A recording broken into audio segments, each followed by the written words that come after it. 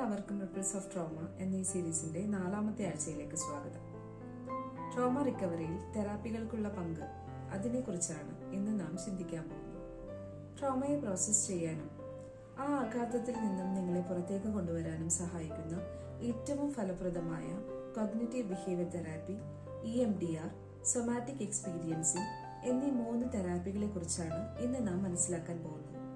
Cognitive behaviour therapy അഥവാ CBT ഒരു വ്യക്തിയിൽ ഉണ്ടാകുന്ന നെഗറ്റീവ് ചിന്താരീതികളെയും പെരുമാറ്റങ്ങളെയും മാറ്റുന്നതിന് സഹായിക്കുന്നു.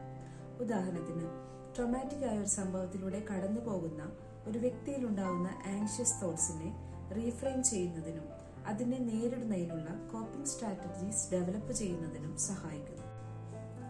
ഐ മൂവ്മെന്റ് ഡീസെൻസിറ്റൈസേഷൻ ആൻഡ് റീപ്രോസസിംഗ് അഥവാ EMDR എന്നത് ഗൈഡഡ് ആയുള്ള ഐ മൂവ്മെന്റ്സ് വഴി ഒരു വ്യക്തിയിലെ ട്രോമാറ്റിക് മെമ്മറീസിന്റെ ഇമോഷണൽ ചാർജസിനെ പ്രോസസ് ചെയ്യുകയും റെഡ്യൂസ് ചെയ്യുകയും ചെയ്യുന്നു.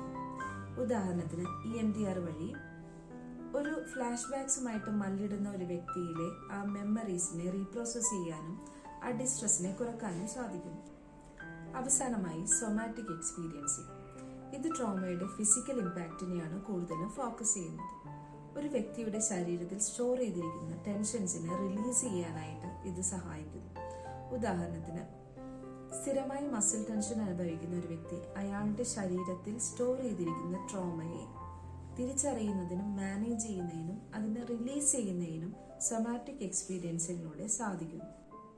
നിങ്ങളിൽ ആരെങ്കിലും ട്രോമാറ്റിക് ആയ ഒരു സിറ്റുവേഷനിലൂടെ കടന്നു പോകുന്ന ഒരു വ്യക്തിയാണെങ്കിൽ ഒരിക്കലും ഒരു പ്രൊഫഷണൽ സഹായം തേടുന്നതിന് മടി കാണിക്കാതിരിക്കുക.